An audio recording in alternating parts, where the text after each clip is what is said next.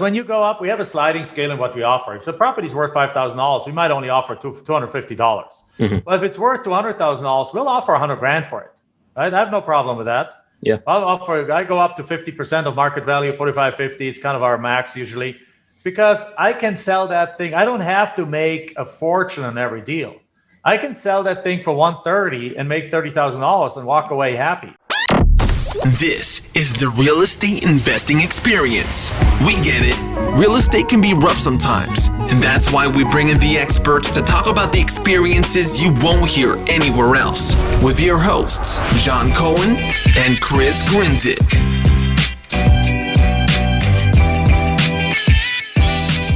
What's going on, guys? Welcome back to another episode of the Real Estate Investing Experience. I'm your host, Chris Grenzig. With me, as always, is John Cohen. How we doing? We are good. I was saying on an earlier episode, I should have saved it for this one, but our guest today is a expert, I could say, in something that I played around with during Corona, this COVID period. I stumbled across some land stuff, stumbled across a deal, bought a deal in July, just sold it. Actually, after this podcast, I'm going to FedEx to drop off closing docs. But he knows this space better than me, and I just accidentally was playing around, and the song, right? I fucked around and got a triple double. So I made a mistake, and it was fun. But I think our guest today is gonna shed some light on that. I know we've had a couple of land guys on in the past, but I think our guest today is what I'm being told is the real originator of this stuff, and he's sort of the go-to. So it should be exciting. Yeah. Although I will say you could probably say that same statement for almost anything we do, including the multifamily side. So I don't know how much water that actually holds, but it'll be interesting to hear what questions you have and kind of your experience versus his. So excited to have him on. With that being said, Jack, thank you so much for joining us.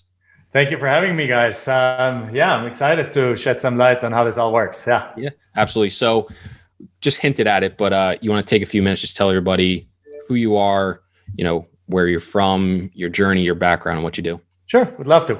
Well, again, my name is Jack Bosch. Obviously, thanks for having me, guys. And I'm now, my wife and I are known as the land flippers, right? Land guys, land flippers. And we have been flipping land, just like everyone is flipping, else is flipping houses for about 18 years. Just the beauty of land flipping is that there's no tenants, toilets, termites. The way we do it, there's no banks involved, there's no appraisals involved, there's no mortgage involved, there's no development. We don't develop, we flip, just like house flippers flip. And most importantly, there's no competition because almost nobody does land flipping. So having said that, we stumbled over that. I'm originally from Germany. My wife's originally from Honduras, Central America. We're both immigrants to the US. As you can say, I can say really good, I can imitate Arnold really well when I say California, right? But anyway, so there's I'll never lose my accent, and that's all right. Even though obviously Arnold is Austrian, I'm German in two different countries. So, but I came here in 1997 to basically finish my college degree. Met my wife; she was finishing her college degree. We got jobs here in order to get the green card. You got to get a work visa. We got the work visa. We worked with a company for 5 years. In the process, to make a long story short, really realized that the job thing wasn't the right thing for me because I was traveling 100%, working my butt off, working 70 hours a week, hardly breaking even. We just bought a little starter home, like a Honda Civic, like simple with the windows that open like that. And we had no money left to live after that, right? So it's like we didn't go overboard on everything, but with taxes and everything and all and the house payment stuff, I was like, that's the American dream. That can't be the American dream, right? To be in debt up to your ears, working like crazy, sleeping through the weekends because you're so exhausted, and then doing it again the next week and all year long, 50 weeks a year for 2 weeks vacation. So we realized something's got to change. And so we looked around, ultimately find real estate through a search process, looked at all kinds of other businesses, and failed in that too. So we tried to wholesale a house, couldn't get it done because we knew nothing about houses. We didn't know how to estimate repairs. We got everything wrong on that thing. Now I know we got everything wrong because now we own houses. Now we own multifamily. Now we own commercial. Now we own all this kind of different real estate. But then one day we came across people that hadn't paid like tax liens, tax deeds. We tried that. We failed. because we attended tax liens, bought some liens, and they were paid off 3 weeks later. We made like $3.82 in interest. It was like, yoo-hoo, great. You can buy a coffee with that. Or we attended the tax deed auction with a few $1,000s in our pocket. That's all the money we had. And everything was bid up to like $20, $30, $50,000. And we came back with a tail between our legs. And then finally we decided that, hey, if there's people that don't pay their property taxes, why don't we go send them a direct mail? Why don't we send them a letter? Because if they're ready to lose that property and they don't want that thing anymore, they should be willing to give those properties to us for pennies on the dollar. So we sent out our first 400 letters and we got something like 40 phone calls. We're like, whoa, what's going on here, right? And they were all land. Every single one of them was land. So it's like, what do we do with that stuff? Right? So we started, we like, okay, well, did a little research, figured out what it's worth, because down the road, like this was a lot, the house on one side, house on the other side. There was like some more houses there. Some lots were sold for like $8,000 to $10,000. And the guy's like, I don't want it anymore. I got the divorce. I want to move out of state. I want to leave it all behind. It was like, well, do you accept $400? And he's like, sure. We're like, oh my God, he just said yes. Well, what's the worst case? I mean, got this property for 5 cents on the dollar, drove up there, put us for sale by owner sign under. The neighbor comes over and buys it from me right on the spot for $4,000. And we're like, okay, well, I didn't have to know about tenants. I didn't have to know about repairs. I didn't have to know about construction. I didn't have to know about even the terminology of real estate, because it's land. And I had to learn what a deed is and what title and escrow means. And that's about it, right? And then we just, and I didn't have to learn about all this other stuff around me, what drywall is and what, I don't know, plumbing and all this kind of stuff. So it was like made for me as somebody who didn't know anything about real estate. And for us, basically, both of us knew nothing about real estate. And then we made that into a system. And then soon enough realized that the tax delinquent properties are only that much, but there's that much more people that want to sell their properties that don't owe property taxes. So now we don't even focus on the tax delinquent one. We go after land within a certain parameters. And we find those people who don't want their properties anymore. We offer them anywhere from 5 to 30 cents on the dollar. We get them on a contract. We wholesale them, assign them double closing, or we like to also sell them as seller with seller financing and create cash flow from land. Done. That's a quick summary. No, I would say that is it in a nutshell. I think anyone, that's a great background. Mm-hmm. Yeah, and it's funny because I first off take full credit for John's success because I'm the one who got him. 100%. I just never followed through. Credit to him. He actually did it. I didn't. But I remember when I started learning about it, one of the things, and I don't know if it was you or somebody else, because there's a few people that talk about it. But the one thing that struck me that was so interesting about it was the difference between flipping land or flipping houses was that people have sentimental feelings towards houses, which can get in the way of being able to buy a property, let alone buy it for pennies on the dollar. And right. When you started talking about land, like people don't have that for land. Maybe you get the hunter who likes it, but that's 1 in a million. Like it's not that many people. Most people that own land probably by now, inherited it or somehow acquired it somewhere else. They didn't probably buy it themselves. And for me, that always made it really interesting because when I heard that not too long later, my mom sold our childhood home and the guy who bought it basically went in and not gutted the inside, but did a ton of work. And both my parents remodeled the whole thing when they bought it and they spent a ton of time doing stuff. And just like my emotional reaction to hearing that, and then more so watching their emotional reaction to it, I was like, wow, that's so true. Like it was very visceral. The timing of it was very incredible to hear that and then actually kind of live it and go through it. They sold it retail. They didn't, sell it as a flip. But I heard that aspect of it. And I was like, that's just a really compelling factor. Here, when my grandparents sold their house and 24 heirs sold it for way below market value because they all wanted to get the cash. I still, when I drive by there, I still feel, man, I should have, if they would have just sold it a year or two later, I would have had the money to buy it and I would have just kept it in memory of my grandparents because it's emotionally attached to that real estate. Mm-hmm. I don't care about the lot next door that they also sold, right? Mm-hmm. The lot is just a piece of lot that was like a pain in the butt for my grandfather because it was on the hill and he had to mow the lawn on it, right? So So I don't care about that, but I do care about that's exactly how it is. So people don't care about the land. It's like, it's a hassle. Plus, if you just hold on to land, it costs property taxes. And people don't. We buy a lot of people properties from heirs that don't care. And on top of it, they don't want to keep paying property taxes on these properties because they just sit there and they do nothing. And then if they're in the city, they get a violation every 6 months because the weeds are yay tall, right? And then they have to go send somebody out there for $200-300 to mow the lawn, or depending on what size the property is.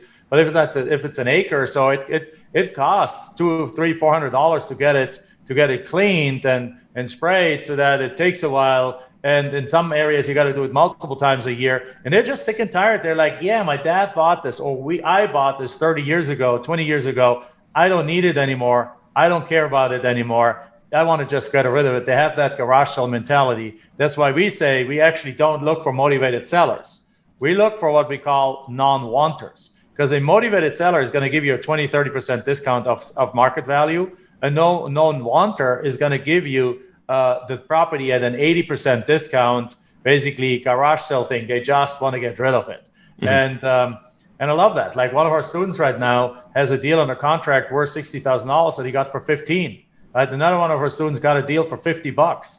Right now and that's probably different, is that other people teach this. Most of the others will teach like this low end, bottom end, $10,000 below properties that you pick up for $500. We do that too, but we have students that have properties under contract for $100,000 and go sell them for $300,000 and make $200,000 in the middle, right? So we teach a much bigger scale of that, and we've been also been the first ones teaching this ever. That's what I was saying before you signed on. I said that, a lot of the people teaching it now basically say you are the guy that really is the first person that was teaching it. So they say, there are some people out there, and I won't mention any names, but they basically say, other than you and of course themselves, they say, that those are the people that all these other people are spinoffs of, right? But right. The intriguing part to me was the second thing, right? I think anyone can go by, because my background in real estate was, I bought a house with my brother that we rented out to college kids while he was in school. But I fell in love with tax deeds. So I ended up going to auctions, buying a ton of tax deeds, bought some liens. And you're right, when you get a check, you're so excited for $1.82, or, you think it's the best thing in the world. But I fell in love with that space. And I was, I owned about 150 houses or lots in Pennsylvania. And then the market just got crazy, and that was the end of that. And then I transitioned into the commercial side. So when this came up, when Chris brought it to my attention, I realized why I fell in love with it, because it's what I originally fell in love with the tax deed side, where, anyone can go buy a $500 piece of property that's worth $5,000, right? That's not difficult, but you got to do a ton of transactions. I fell in love with if you can find, and the deal I did was actually a deal in Oklahoma. We bought for all in, and my all in cost includes all my mail, all my mistakes, and everything was around like 18, 19 grand. And we sold it for 45. There we go. 45 with, we gave it to a broker, didn't even think about it, just, hey, take it. It was like less than 2 months, give or take, from when we closed, listed it, and sold, that it actually got done. And I like that bigger space. Now, yes, I probably could have got a little bit more, but I told the broker I didn't care. This is my number, get it for me, and I'm done, because it was double your money, move on. Now, with that being said, we're working on a deal in the exact same area. It's 40 acres for 40 grand. It's probably worth 160. So that was the space that I thought was more intriguing, was, can you target these bigger deals by using the same philosophy, but you just got to be a little bit more specific. But I agree that space, most people aren't talking about that in the marketplace. Most people are talking about go buy a property in, a little desert square in the middle of nowhere for $20, $100, and sell it for $1,000, which is, nothing wrong with that. It just takes a lot more deals. Nothing wrong with that. You do a couple of those a month, and if you're having a low-paying job right now, it replaces your job. But the work is exactly the same doing a higher-end deal. So yeah, what we specialize is about two things. I even tell my students that if you don't, unless you really want to, skip everything below 10,000, because it's just focus on the ones above 10,000, because you make much more money. It's the same thing, but you make much more money. And then particularly those that have with a little bit of experience, or that like you, they like going to the ones that are like $50,000 to $200,000. And Because, hey, you don't have to, like, it's cool to say, I got something for $500 and sold it for $5,000 because it's a 10x return. I rather make a 30% return that equals $50,000, right? As do I. I rather, or a $40,000, like 100% return, this deal that you just mentioned, you flipped that thing for 80, you doubled your money. You made 100% return, but it also coincidentally means 40 grand in your pocket, right? So you only need 10 deals like that, or 12 and a half deals like that. That's basically a deal a month, and you make $500,000. Yep. Right?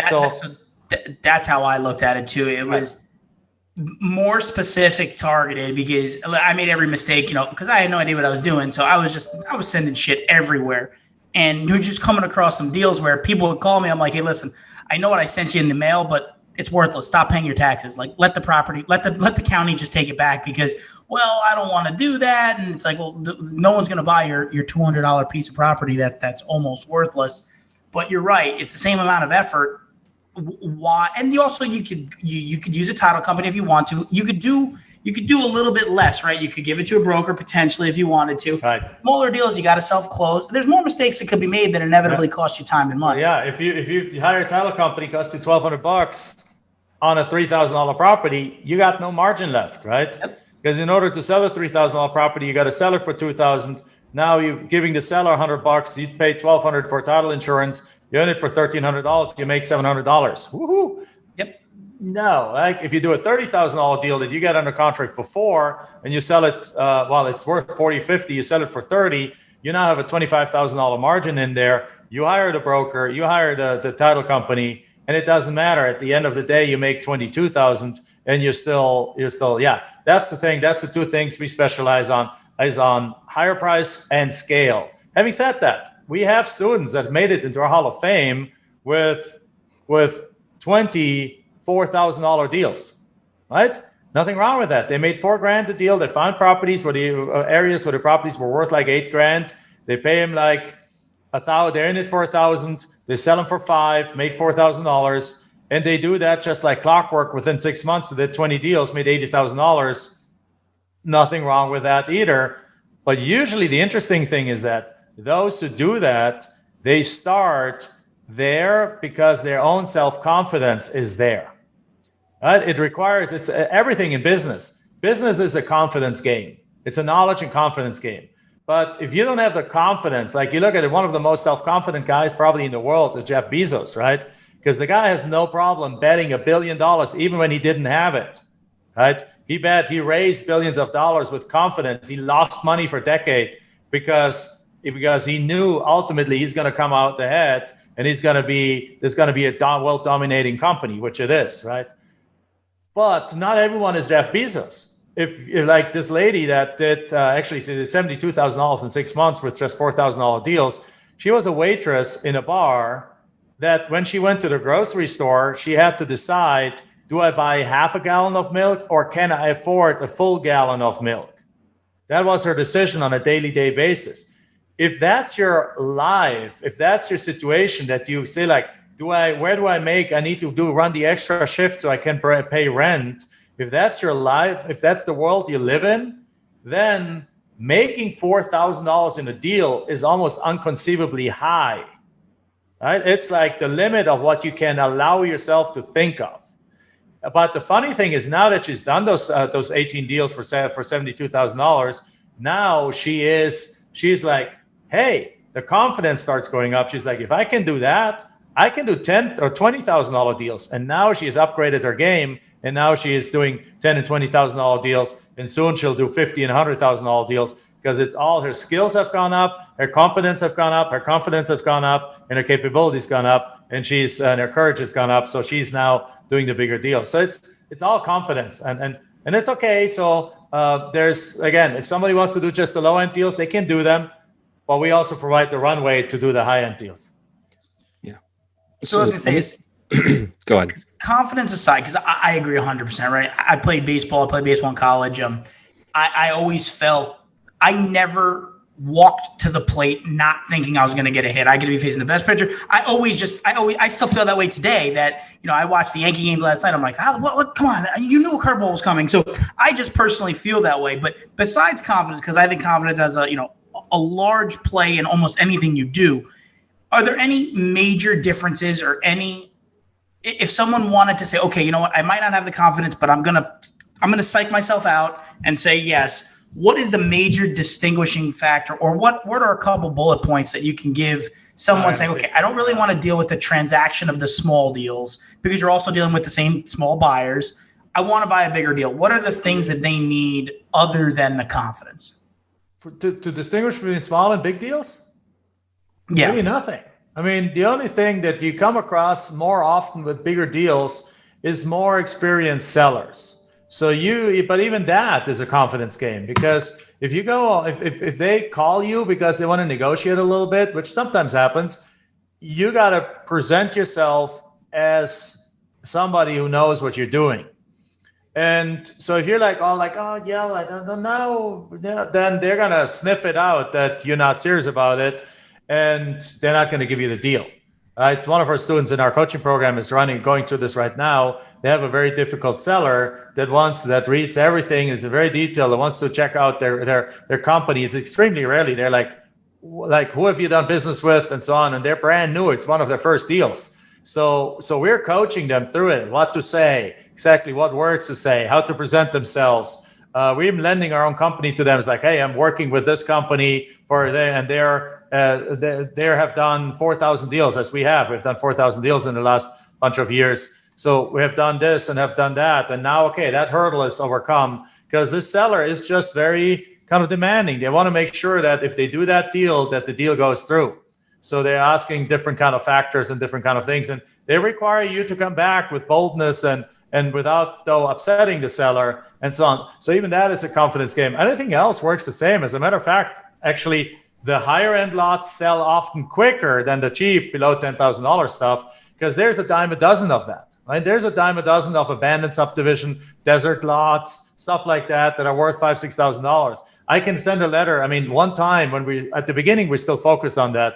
I sent one time 100 letters into what we call an abandoned subdivision. It's a subdivision with a bunch of roads. The lots are lotified. The roads are still drivable, but there's not a single house on there. So we sent 100 letters. We got 55 phone calls on that, and we bought 35 lots for $400 a piece, and they're all worth about $4,500 a piece. We sold them all for $4,500 with seller financing, meaning we got a $500 down payment and $150 a month for like 5-6 years, and those things were paid. So 35 deals times 150, you do the math, right? It's over $10,000 a month that we got there for a bunch of years. We made a whole bunch of money on these deals. Let's put it that way. And but the reason we got them is because they're dime a dozen. There's many of them out there.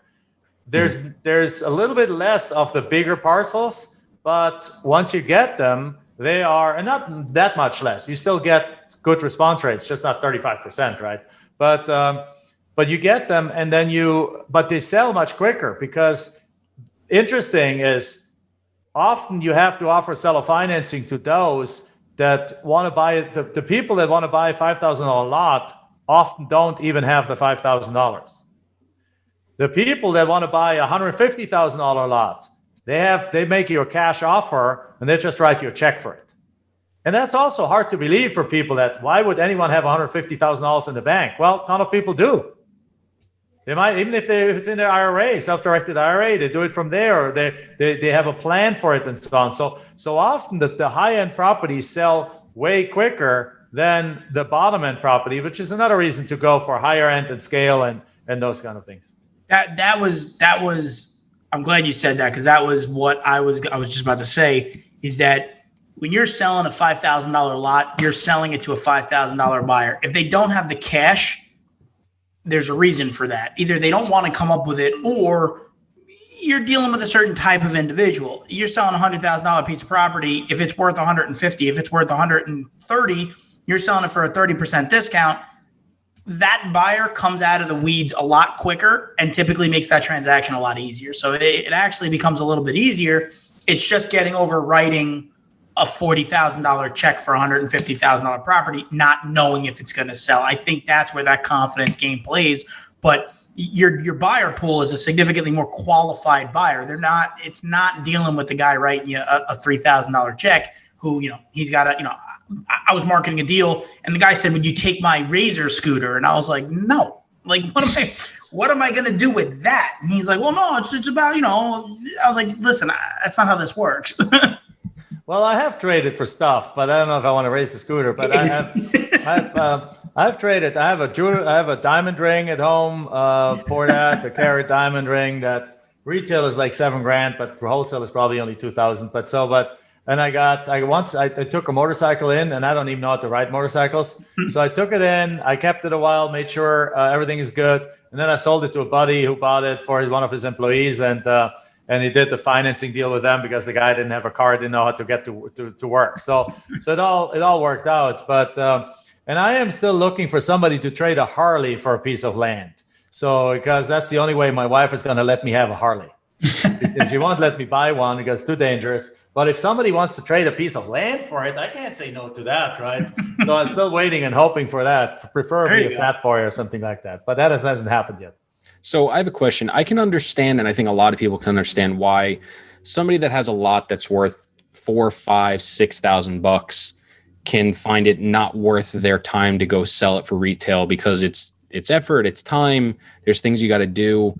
$400, you just get rid of it. $4,000 isn't changing anybody's life, but a piece of land that's worth $50,000, $100,000, $200,000. Why is somebody not selling that retail to get the maximum value, but instead they're going to sell it for 30 cents on the dollar, 50 cents on the dollar, 10 cents on the dollar? Right. Great question. The answer is multifold. There's a few reasons for that. Reason number one is, again, no emotional attachment. They don't want to deal with it. They're busy in their lives. And perhaps they don't actually know the true value of it. They just know it's worth something. They're not going to give it away. Because when you go up, we have a sliding scale in what we offer. If the property's worth $5,000, we might only offer $250. Mm-hmm. But if it's worth $200,000, we'll offer $100,000 for it. Right? I have no problem with that. Yeah. I go up to 50% of market value, 45, 50. It's kind of our max usually. Because I can sell that thing. I don't have to make a fortune on every deal. I can sell that thing for $130 and make $30,000 and walk away happy, right?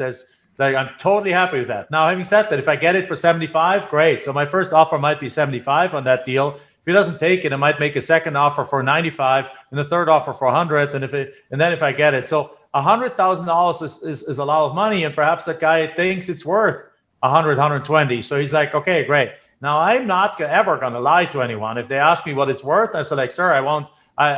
You need to do your own research, which they never ask me what it's worth. They think they know it's worth something, and that's the assumption they have. But I'm not necessarily going to tell them, hey, this property is worth $200,000. I'll give you this. So that would be obviously stupid of me to do. So number one, they're emotionally disconnected. They're sick and tired of it. They've inherited it. They don't want it anymore. They're willing to let it go. And because of that, they're just willing to take enough money that it's worthwhile for them. They often have not done the research what it's worth. They don't care what it's worth because of the other factors. Second reason is they just need the money. They just need the money. And they're like, hey, $100,000 is actually exactly, or $20,000 on a $70,000 property. $20,000 is exactly what I need in order to do that next thing, right? And they take it. Third reason is actually quite frequently, they actually have tried selling it themselves. They have tried selling it themselves, and they hired a bad realtor. Now, realtors are great, but most realtors are for houses. Realtors know how to list the house. They know how to, you list the house, they get the photographer to come in, take the house in the sunset, perfect lighting, shine it out, looks all nice. If it's a nice house, they perhaps arrange for staging. You put furniture in there, you take a bunch of pictures of it, and then you go list the property on MLS, you do open houses, the people come by, do showings, the house sells. Land works different. It's not harder, it's just different. Land works different. So land works out, you can't put an open house on a piece of land. You can't stage it, you can't put furniture on a piece of land. So what the agents often do, they treat land as the ugly duckling. And what they do is they get a land listing, they're like, okay, they take a picture, an aerial picture from Google, and they put like, hey, this property is for sale. They put it out to the MLS, it syndicates into Zillow, and that's it.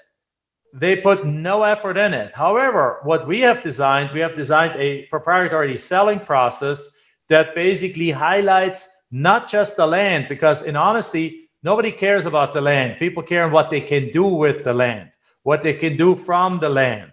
So we put together a listing that is much nicer, that shows them, hey, this land is only 5 minutes away from the Walmart. This land has utilities. This land is actually in the neighborhood. The schools have rated like this.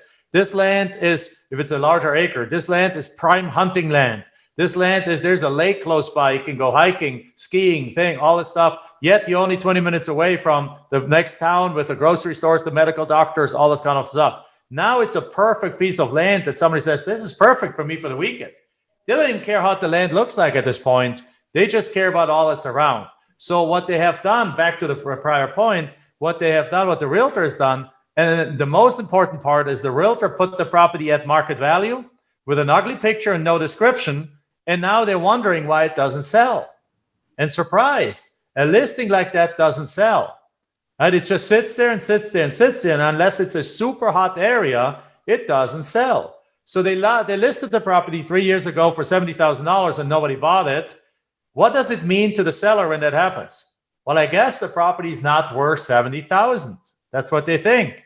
Now your offer comes in 3 years later. Nobody else, by the way, contacted them at all in the last 3 years, because nobody is doing this business, or few people are doing this, of course, very successfully, but the masses are following houses, and only like the 2% go after land. And so he hasn't gotten any letters. Now our offer comes, and we offer him $25,000 for that thing. And he's like, well, I better get rid of this thing because I've been paying $1,000 in property taxes every year. Nobody wants it at market value. Let's get rid of it. And what do? We put it right back up to $70,000 with beautiful pictures, with a full storyline, with all the things. But now we offer seller financing. We say like, hey, give me 25% down, which happens to be almost close to what we pay for the property. Give me 25 grand down, and we do seller financing, or give me $50,000 in cash. And now you offer a bargain, because you take that property, sell it for 45 grand. It's going to sell like that with all the beautiful pictures. You put this property at 65 and sell it with seller financing. It's going to sell like that because it's much more affordable, particularly if you have a deal like one deal we did last year. We bought a property for $5,000 all in, including closing costs. And we sold it for $64,000 with a $6,500 down payment. I mean, that's a no-brainer. We got more down than we actually paid for the property. And now we're getting $400 a month for the next 20 years on that property. Means we're making $110,000 on that property over the next 20 years with no money in the deal. Like, why did this property sell? If we would have put it at $64,000 cash, it might have sat there for several months. By putting it for $64,000, but with a 10% down payment, it sold in 2 weeks. Do you think there's a market for real estate agents to specialize in land sales and do a similar type strategy for listings that you're describing? Yes, and there's a few out there. There's a very few that got it, that do that. I've worked with one of our students in our coaching program that is in an area where there's a lots available, but on the selling side, there's also they had a little bit trouble selling it. So what we done, we found the one realtor that's really, really good in that area and that follows some of our process and lists those properties well. They now teamed up. He's just getting the properties under contract, and the realtor sells them very quickly over there. So now, and it's a win-win for both, because the realtor doesn't have to go listing presentations and things like that. They still get their $1,000. It's a lower end deal, but they still get their $1,000 commission. They live in the neighborhood. It's not much effort, but now they get like $5,000 a month extra because they funnel like 5 deals a month through them. And the guy's like, all he needs to do is, he doesn't even need to do the listings. They still do their own listings. The realtor just now is kind of like their sales agent. That's what they are. Like they generate their leads. They contact the realtor shows them the lot. The realtor sells them the lot, and he makes $1,000, and the realtor is happy as a clam. Yes. Awesome. That's interesting. As you look at land, and I know that you've done it in a lot of different places, Is there certain areas of the country that you think is not good for this, or is there certain types of land you would completely avoid, or certain cities? Like, is there anything that if somebody's thinking about doing this that they should steer clear of, in your opinion? Not generally speaking. There's a slight tendency, and that is that, for example, what we don't like is farmland. Now, farmland is one of the most, actually, as an asset class, farmland is the most appreciating asset class in the world, like, and has been for many decades. So if you bought farmland 40 years ago and leased it out to a farmer, that land has appreciated more than gold, the stock market, and anything else. But because it is an income property, no farmer is going to, in their right mind, is going to give it to you for 20 cents on the dollar. So you want to stay away from areas that are massively farmland areas. So with that said, that kind of, if you look at areas like I don't know, state of Kansas, right? It's like the corn country, right? And there's lots of farmland. Illinois, there's lots of farmland. Having said that, all these states have areas where it's more forested and less farmland and more hills and so on. That's where you want to be. But so it doesn't eliminate the state, but it just makes you be a little bit more cautious in those states, because if 80% of the state is farmland, well, then that eliminates a lot of your areas to go after. Mm-hmm. So having said that, there's obviously, like, Manhattan is not the right place to do this, right? Because there's no land left. Mm-hmm. Having said that, the beauty of land flipping is that it's 100% virtual. Like, we literally have students sitting in Germany right now that heard that we do that. There's like, can I do this from Germany? It's like, yeah, of course. We have students in Germany that do 20, 30 deals a year from Germany in the United States, because it's land. You don't have to go visit it. You don't have to go inspect it. You don't have to, nobody has to open the door to let you see it. It's Google Earth, Google Maps, Google Street View, county GIS, geographical information websites show you everything you need to see about that property. We do a direct mail system. You send a direct mail system. You can hire a mailing house to send the letters for you. You can hire a call center to take the phone calls for you. You can have the same mailing house send the offers for you, right? We send the offers by mail. And then you use social media to sell these properties on Zillow, Craigslist, Facebook, and so on, Redfin, and LandWatch, and all these places. So you can do this from anywhere in the world. So as a result, you can do this anywhere in the country. So you're like, darn, I'm sitting in Los Angeles and everything is cost $500,000 here. Then don't worry about it. Just go pick another part of the country. Go pick something in Georgia or Texas or Arizona or Nevada or Northern California or Washington or Minnesota, or you ever want. So no, the answer is really, other than like some tendencies that certain states just are like heavily farmland, and we don't really like to deal with farmland because we just, in 4,000 deals, I've never gotten a piece of farmland from a seller. Other than that, the entire country is your thing, is your playground. And as I said, we have there's a couple of students of us in Canada that during COVID, they had to shut down their retail store. They made $500,000 in the last 6 months from Canada doing this in the United States. Again, virtually, while the border was closed, they couldn't even come to the US.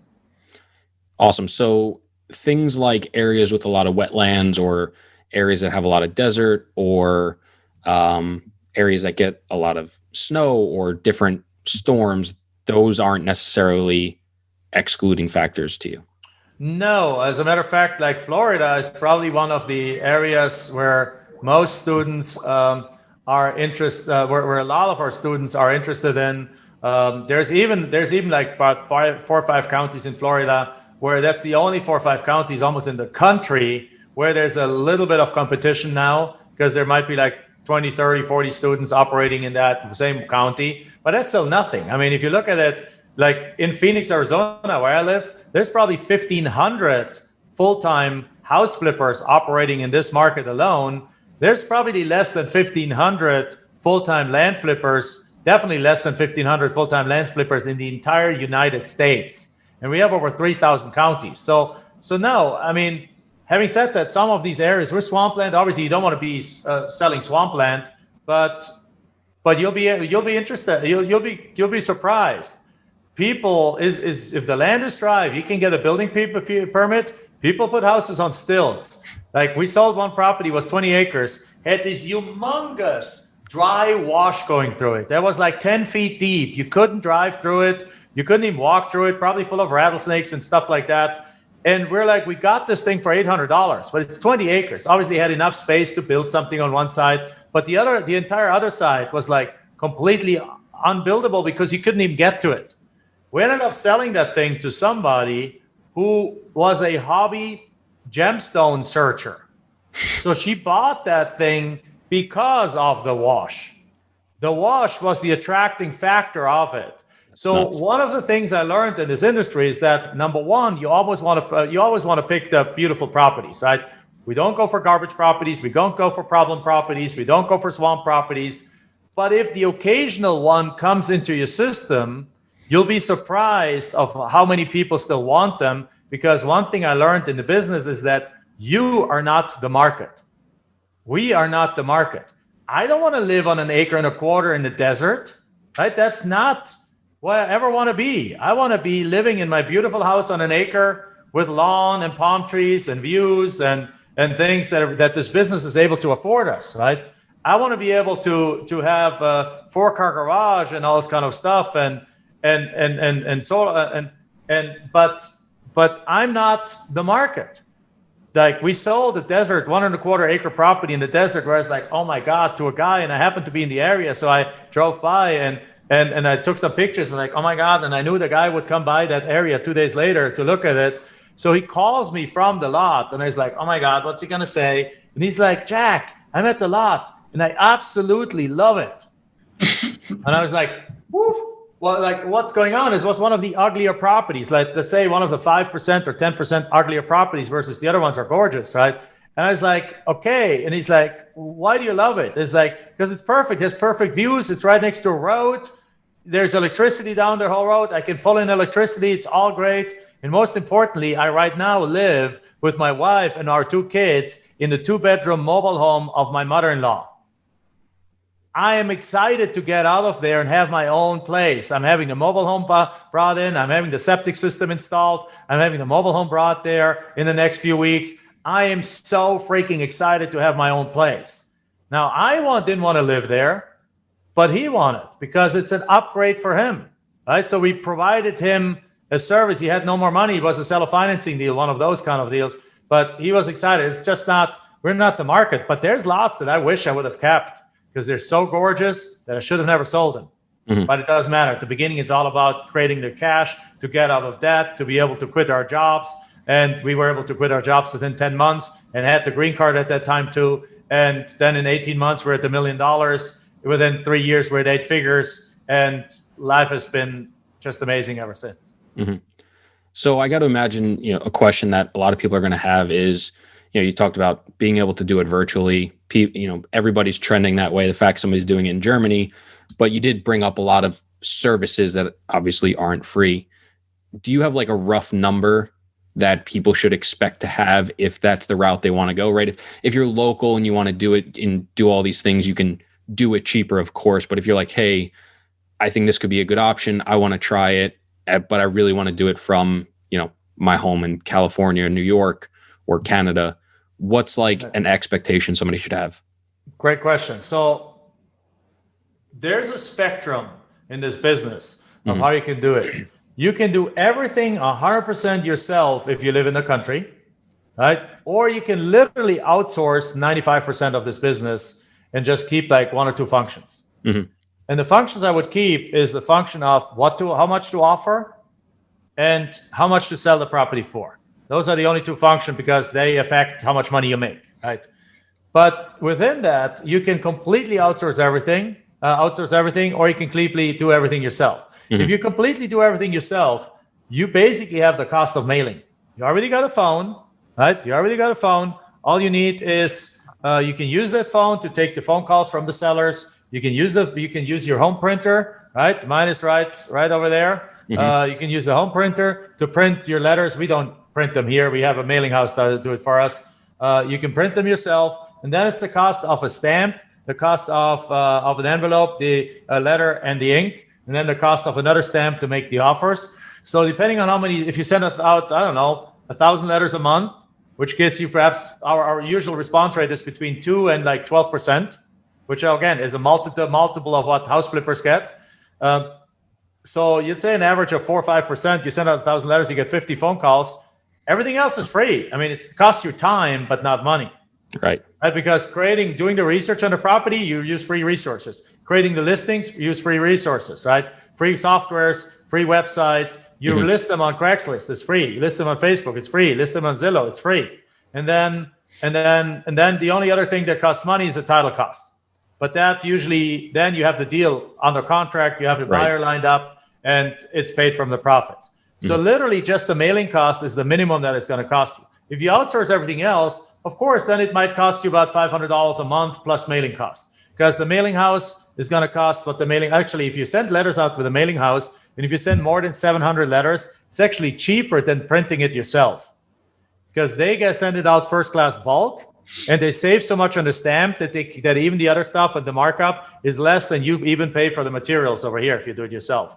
So if you outsource it completely, you have to have a mailing house, you have to have a call center, and you have to have, and you perhaps over time hire a virtual assistant or two. So that can cost you $500, $1,000, $2,000 a month.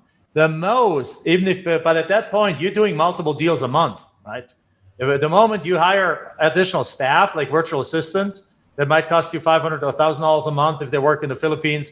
Now you're doing deals. And that's the way we coach our students, is that you start this on your own, you outsource the pieces like the call center and the mailing house, but then the other pieces you got to go run through yourself. And then as soon as you got some deals made have like your first $10,000, $20,000, $30,000, you want to hire some help for it so that you can scale, because we're all about profits and scale for our students. So we're starting a master class in a couple of weeks where we teach our students to go literally to mastery to become the CEO of their business. So what we have students that say, financially, we can't do this. We start over here. It's like, okay, that's fine. So the point is our programs show exactly how to go from here to here and how to be at any step in there. So it can cost as little as the cost of the mailing to all the way to perhaps a couple of $1,000s a month, but then with the team doing this full time and generating high six figures a year in income. Awesome. I love it. I think that's a great place to wrap up. We're coming up on time.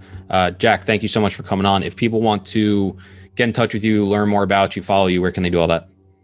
Yeah, so you can we have you can go to two websites. One of them is called landprofitfun.com, like land profit fun, like FUN, and you can find out more about that too. But you also can go to landprofitmaster.com, where you can there's a free multi-day kind of challenge, kind of in a Facebook group. We take you to like a 3-day process to really learn all the nuts and bolts and understand how you can get to mastery. And that's coming up in the next few weeks too. So you can go to landprofitmaster.com, register that. It's completely free. Both of these places are completely free. Beautiful. Guys, definitely go check that out. These do come out a couple weeks after we record them. So good shot it'll be out by the time you're listening to this or very soon. So don't wait to go check out that website. Once again, thank you guys so much for listening to this episode of the podcast. If you're not already subscribed, it would mean the world to John and I if you would do so. And if you are, please send it to someone that you think would get a tremendous amount of value from this episode. Jack, once again, thank you so much for coming on. This was fantastic, bud. Thanks for having me.